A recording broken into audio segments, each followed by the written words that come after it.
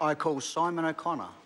Mr Speaker, very pleased to speak in the second reading on the Home and Community Support Payment for Travel Between Clients Settlement Bill.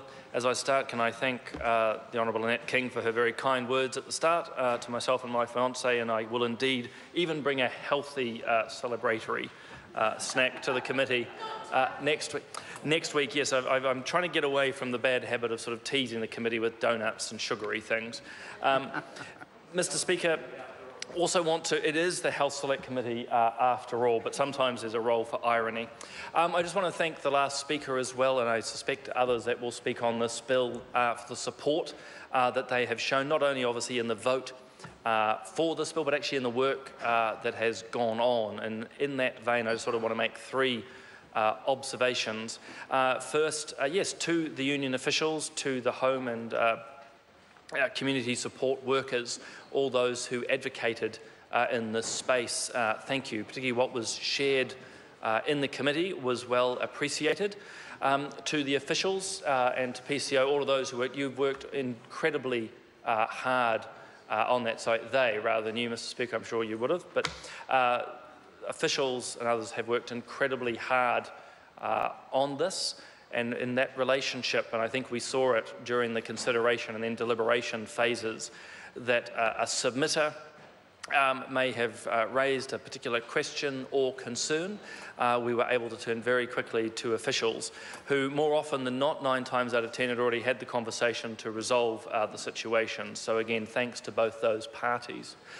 Thanks also goes to the whole committee, a very collegial committee. I've said at the best of times, and I think it was certainly shown here. We've made some very good changes, and particularly pleased to hear the Minister note that he's happy to accept all of those. To the ministers who are involved with this, Jonathan Coleman and Sam Lotawinga, I think we were pleased to work with them. This is a relatively simple bill, Mr Speaker, but one that has some very significant changes within it. As other speakers have noted, this is something which has avoided a court process. There's been a clear need for the Crown, the government, that is, to step in and provide some recompense for travel. And I think we are picking up on what others have said. It is some, it's not as much as everyone would want.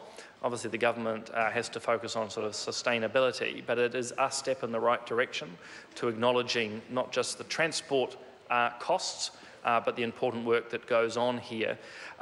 It was a cooperative discussion between the likes of the DHBs, community and health support groups, the unions and government. As I said just a little earlier, it avoided the need for court intervention.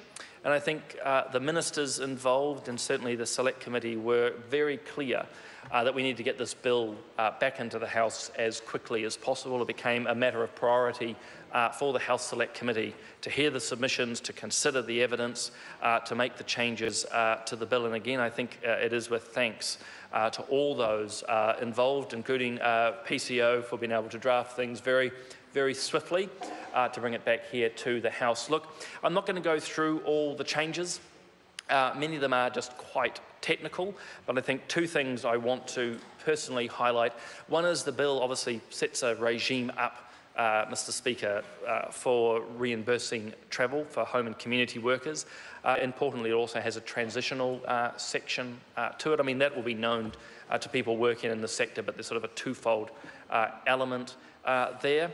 The second is we were very keen to get the definition, if you will, around what home and community work is. We started with something quite prescriptive.